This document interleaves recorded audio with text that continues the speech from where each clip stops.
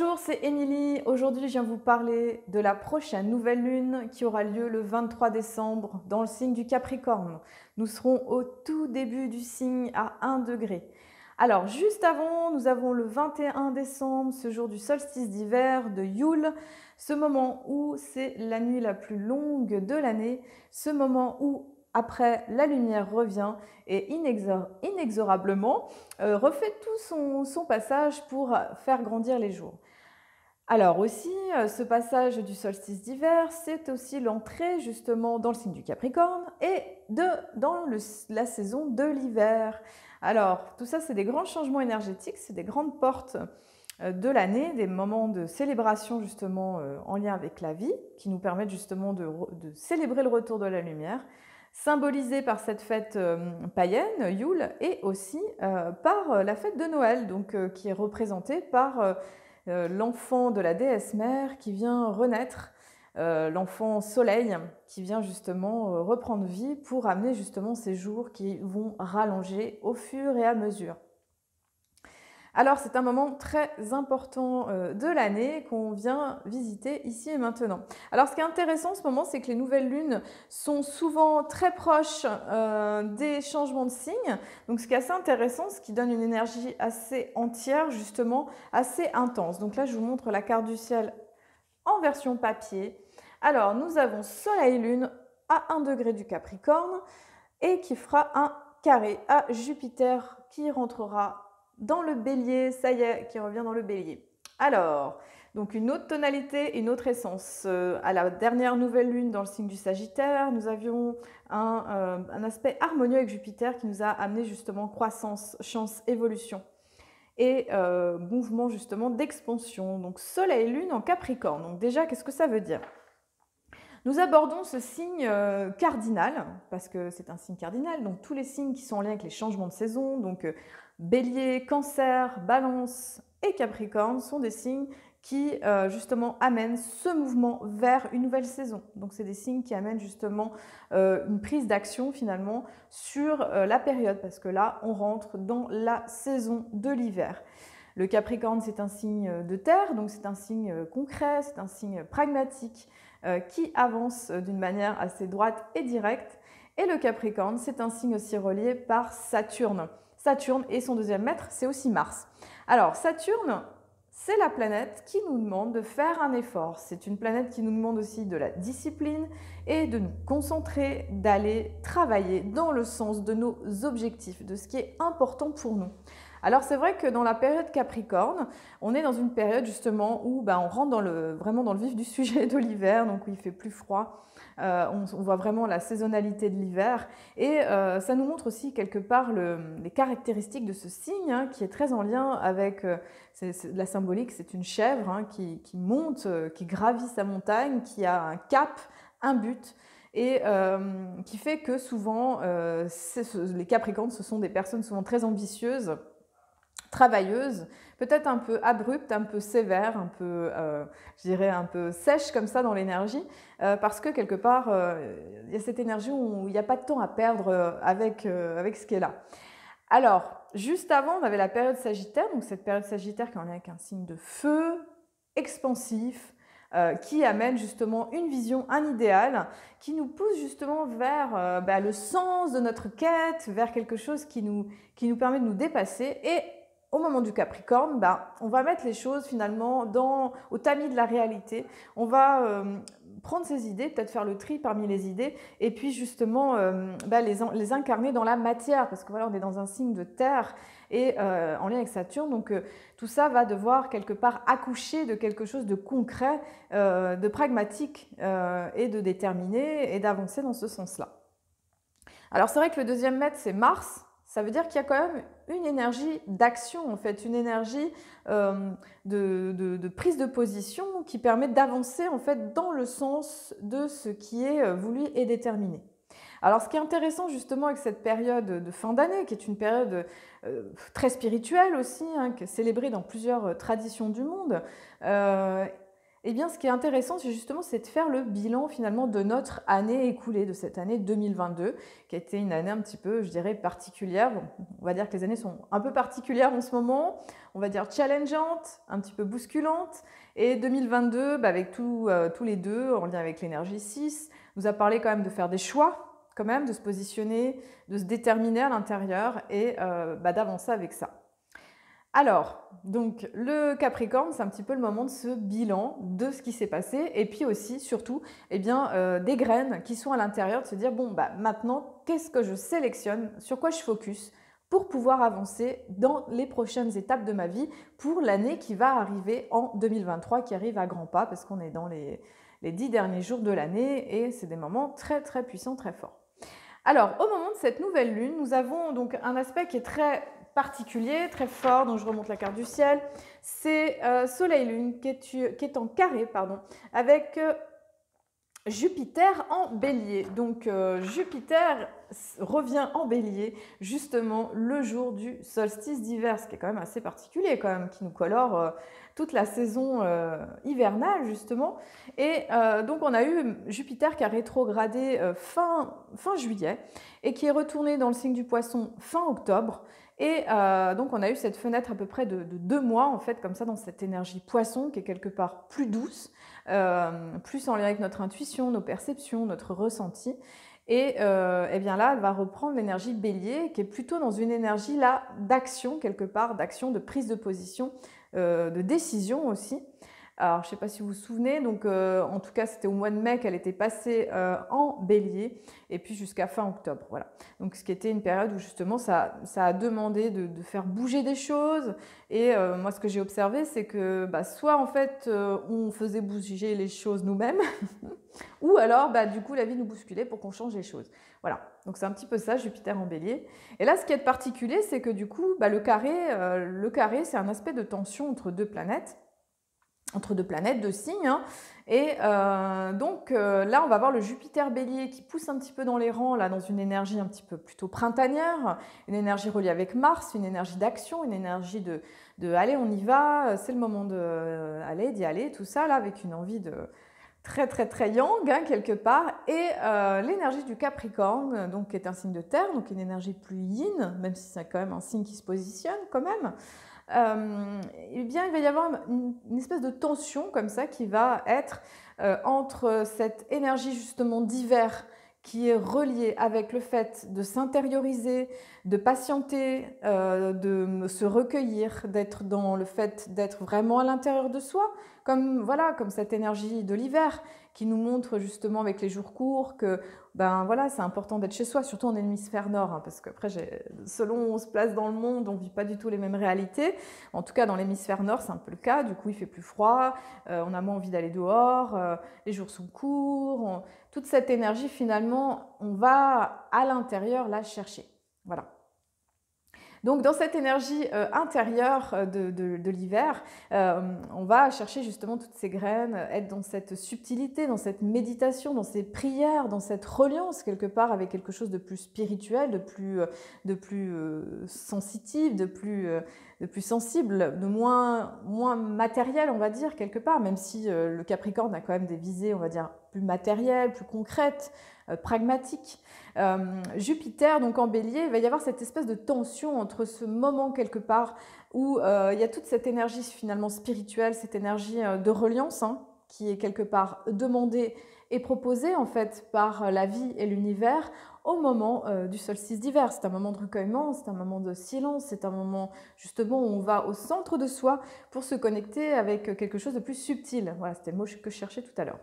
Alors, voilà, donc il va y avoir cette tension entre l'envie justement d'avancer dans quelque chose de concret, de se précipiter dans l'action et le côté plus intérieur qui va avoir besoin de s'intérioriser, de prendre le temps parce que le Capricorne, c'est aussi le facteur temps et l'hiver, c'est un peu ça aussi, c'est une vie qui est mise au ralenti, hein. On a juste à regarder le jardin ou dehors comment ça se passe, hein. Les plantes se mettent la sève descend, il y a une espèce d'hibernation, les animaux se mettent en hibernation, enfin il y a vraiment cette notion finalement de repos.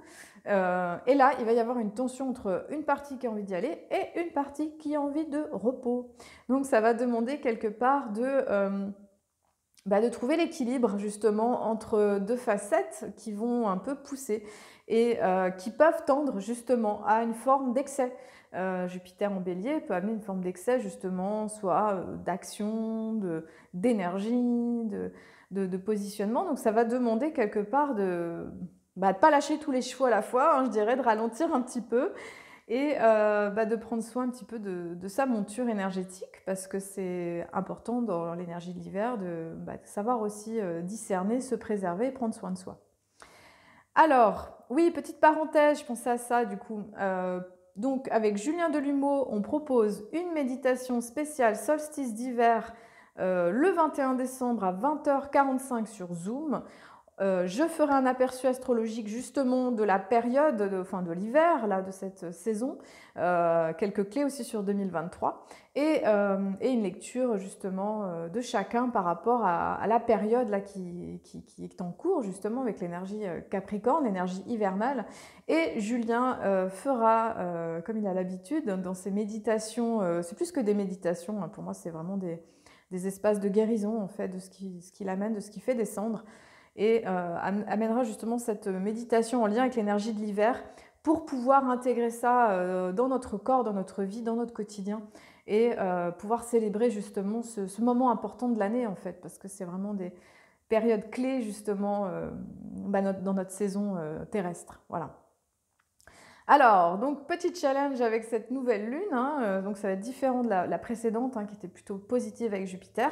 Et puis nous avons beaucoup de planètes en Capricorne au moment de cette nouvelle lune. Donc ça fait en tout même 5 planètes. Donc Soleil, Lune, nous avons Mercure et Vénus et Pluton. Alors, Vénus et Mercure sont déjà rentrés dans le Capricorne, ça fait déjà quelques dizaines de jours. Hein. Et donc Vénus et Mercure, c'est vraiment l'action du cœur et de la pensée, de la parole qui s'unissent ensemble. Donc dans le signe du Capricorne, il y a quelque chose qui va quand même à l'essentiel, qui se concentre, qui a envie quelque part d'élaguer le superflu pour être dans quelque chose de durable, dans quelque chose qui en lien avec nos buts véritables, avec une pensée qui est quelque part, qui va à l'essentiel en fait, donc de s'alléger finalement du superflu. Voilà. Donc je pense que le passage aussi dans le signe du Capricorne va aider parce qu'à la fin du Sagittaire, là on avait quand même ce carré avec Neptune qui pouvait induire quand même pas mal d'illusions, de dispersion et justement là ça ramène l'énergie justement. L'idée c'est d'arriver à ramener l'énergie, de concentrer l'énergie même si on aura ce challenge défi avec le carré avec Jupiter, mais l'idée ça va être de concentrer cette énergie pour rester focus dans nos idées, nos objectifs, nos visées, nos intentions en lien avec nos relations, nos finances, nos projets, nos visées. Et donc voilà, ça c'est vraiment cet aspect qui va se passer. Donc on aura aussi Vénus qui va rejoindre Pluton. Donc ça va être, c'est intéressant parce qu'on va démarrer l'année 2023 comme ça. Donc ça va être exactement du 28 décembre au 4 janvier. Donc Vénus qui va rejoindre Pluton, qui va, ce qu'on avait eu l'année dernière déjà pour janvier 2022. Cette disposition justement de nos relations, de nos finances, de notre créativité qui va être mise en union avec le grand alchimiste qui est Pluton, c'est-à-dire donc grande transformation par rapport à notre vie affective, s'il y a des choses qui sont à dire, s'il y a des choses à positionner, eh ben c'est le moment de le faire. C'est aussi le moment d'aller profondément dans sa créativité ou en tout cas de faire des prises de conscience ou des prises d'action finalement pour faire avancer les choses. Ou aussi de révéler les choses par rapport à notre situation financière aussi, de pouvoir vraiment être au clair, d'être vraiment dans quelque chose de déterminé, d'avoir vraiment une lucidité et une conscience par rapport à ça. Donc c'est vrai qu'on va finir et commencer l'année avec cet aspect qui est quand même fort.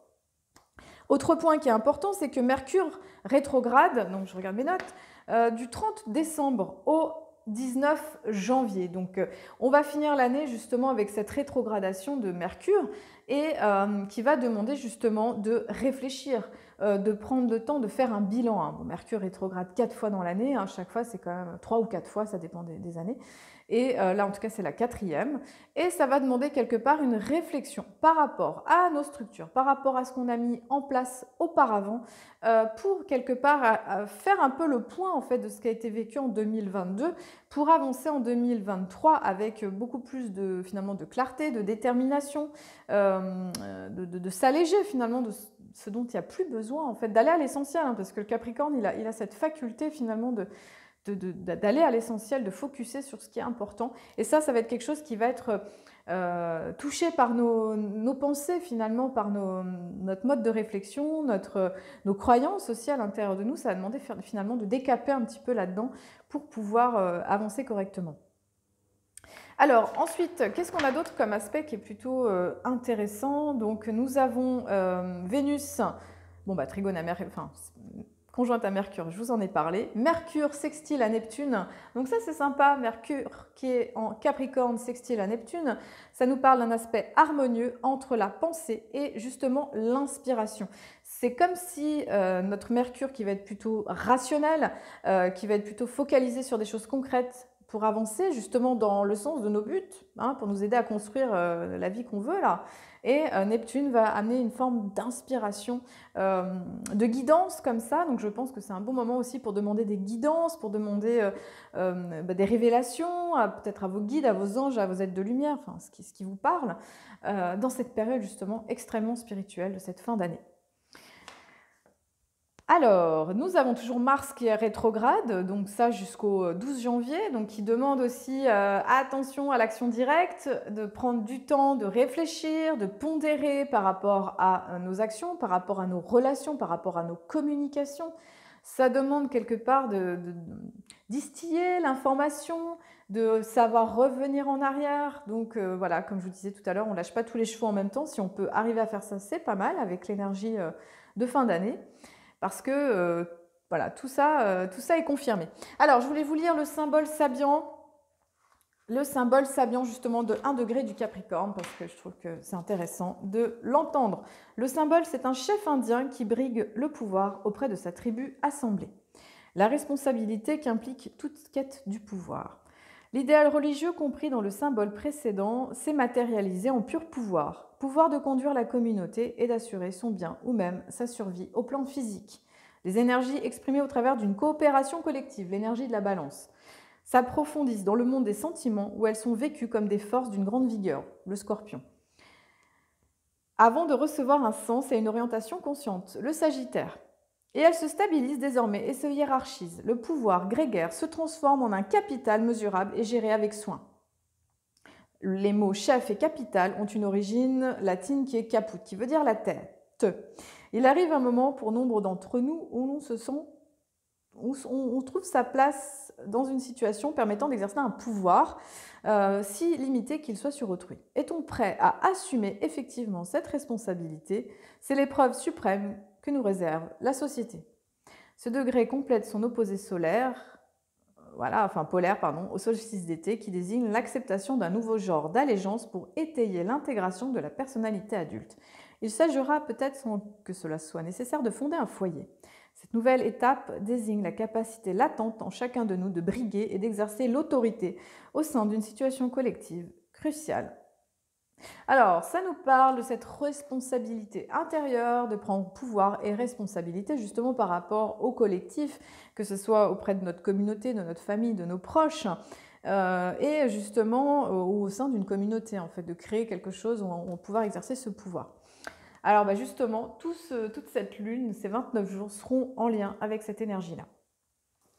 Alors ensuite, dans le calendrier Maya galactique, nous sommes toujours dans la lune numéro 6, cette lune qui nous permet d'égaliser, qui nous permet de nous organiser. Donc là, on met le focus sur l'énergie Capricorne quand même, en tout cas les planètes en Capricorne, pour nous permettre justement de s'aligner en fait avec ce qui est important dans cette énergie du lézard qui demande aussi de l'immobilité. Donc le challenge, je dirais que là, ça va être quand même de rester immobile, des fois dans cette effervescence en lien avec Noël, et puis avec ce carré avec Jupiter qui va peut-être un peu pousser dans les énergies. Ça, c'est du 13 décembre au 9 janvier. Donc, on fait vraiment ce passage de fin d'année avec ça. Et ensuite, et aussi, nous avons l'onde de la lune rouge du 13 décembre au 26 décembre. Donc là, c'est une énergie qui nous permet de purifier les émotions anciennes, purifier des éléments du passé et aussi d'être dans une forme de guidance intérieure par rapport à notre vie et nos projets. Et à partir du 26 décembre, nous entrons dans l'onde du vent blanc qui vient nous inspirer pour amener justement une communication avec le divin et pour justement communiquer aussi avec nos proches avec cette notion d'esprit. Je vous souhaite de très belles fêtes de fin d'année. Prenez soin de vous, beaucoup de douceur, plein d'abondance, plein d'amour et d'énergie pour vous qui vous feront du bien. Je vous souhaite de bien célébrer ce passage à la manière dont ça vous plaira et puis dont ça vous parlera aussi. Et puis, je vous ferai aussi une vidéo en lien avec les énergies de 2023 parce qu'il y a beaucoup de changements quand même en 2023. Je vous dis à très bientôt et je vous remercie en tout cas de me suivre et de regarder mes vidéos et de me faire confiance. Et puis merci à vous et je vous souhaite une belle célébration de fin d'année. À bientôt en 2023.